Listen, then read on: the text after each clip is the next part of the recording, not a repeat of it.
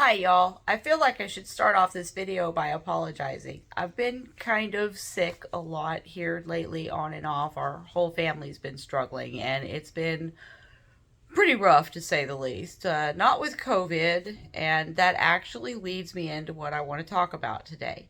See, I talk a lot about sustainable living and how you can do this and how you can do that and what chicken stuff is about.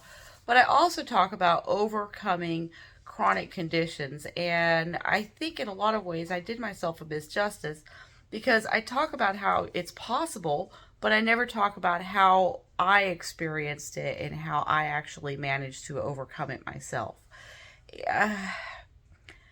When I was young, I used to have trouble just with my joints. I would sprain my ankles and my knees, and just stuff would just was all wonky a lot. And I had some digestive issues, but nothing that couldn't be overcome, generally speaking. As I got to be in my teenage years, I started having more problems. I noticed that I was reaching limits that I shouldn't have to reach. At that age, I wasn't able to lift things that I should have been able to lift. And in my 20s, it just got progressively worse. By the time I was 35, I started losing just a lot of strength in my shoulders and in my hips. And my joints were wonky, and by the time I was in my early 20s, I was suffering a lot from digestive issues, throwing up. They couldn't figure out the cause. Nobody understood why. One brilliant doctor had an idea called Ehlers Danlos Syndrome, EDS. And he did a couple of tests, a clinical evaluation, and I'm going to put the name of that test right there for you. And that evaluation led him to that diagnosis. So they then sent me for genetic testing. And while they were doing the genetic testing, they discovered that not only did I confirm positive for the EDS, but I also confirmed positive for something called Girdle0 Muscular Dystrophy. Now, by then I'd already had some tests, and they'd figured out that I had a condition called gastroparesis.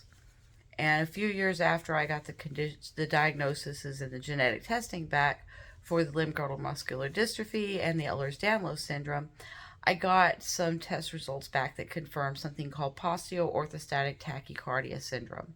Now, the whole time I'm going through this, I'm going through some anxiety conditions and some other stuff as well. One of those causes what looks like seizures, but they're not seizures. They're actually caused by a hormonal trigger instead of a electrical trigger in the brain, and it's a condition known as PNES, or psychological non-epileptic seizures. So all of this kind of created a perfect storm, which ultimately led me to where I can't work. So a lot of times on this, I'll talk about you can still have a meaningful life, you can still have a sustainable meaning of life, you can still contribute to your family and feel like a valuable member of the family, even though you may have chronic conditions. So what I'm referring to there doesn't necessarily mean you're never going to be sick. If you have a chronic condition and you're struggling with it, there are going to be times where you're sick. There's going to be times where you have to change your plans, cancel plans, do things differently than you would otherwise like to have to do. I mean, this is just an unfortunate state of that kind of thing. On a positive note, that doesn't mean that you can't take advantage of every single moment that you're not sick, every moment that you're not struggling, to contribute and do something that makes you feel better. Now, say you get to the point, there was a long time ago, I had to think, what if I get to the point to where I can't do anything at all? What if I get to the point where I am like Joni Eareckson Tada, for example, and I can't contribute? What if the only thing I can do is sit back and be a burden to my family? Would I prefer to just end it? I mean, wouldn't it be better to not burden my family? God answered this question for me. That was a tough one. But the answer brought me some peace that if you're thinking that right now, I'd like to offer you.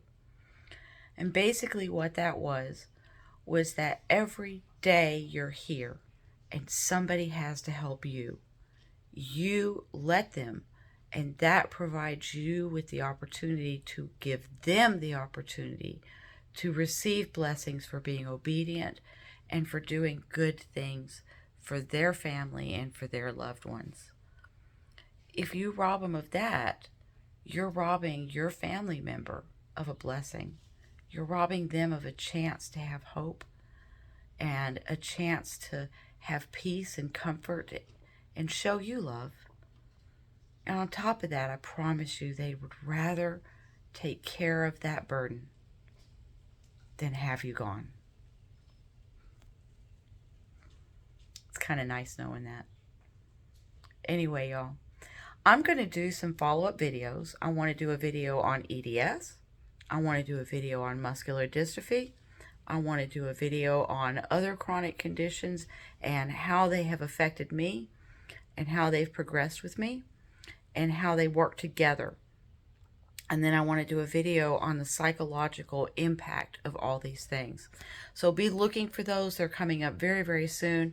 I've already spoken with my pastor, and he has agreed to kind of help me out with this. On the last video, I'm going to be talking some about my experiences through the first 4, but he's going to talk about some of the things he's seen not only in me, but in other people that he knows that have struggled with chronic conditions and how it's affected their spiritual health and how he has helped them overcome those things. So all good stuff to look forward to. I promise y'all I'll try to post more often. I am feeling better. Thank you everybody for your prayers.